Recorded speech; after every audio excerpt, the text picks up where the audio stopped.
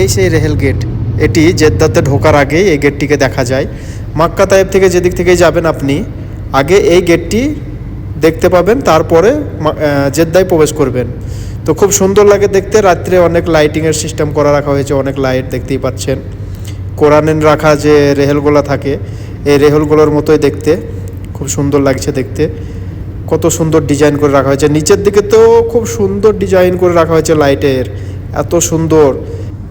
এটি তবে যথেষ্ট লম্বা ও চওড়া, আর নিচের সাইডটাতে এত সুন্দরভাবে লাইটের সিস্টেম করে রাখা হয়েছে, খুব সুন্দর লাগে দেখতে, অসাধারণ। সেটি দাঁড়িয়ে থেকে দেখলে পরে অনেক ভালো লাগবে। কিন্তু আমি এখন গাড়ির ভেতরে যাচ্ছি, হয়তো পাশ কেটে চলেই যাব। কিন্তু এই যে দেখতেই পাচ্ছেন দুই সাইডে নিচে ওই যে কমলা রঙের, কত সুন্দর।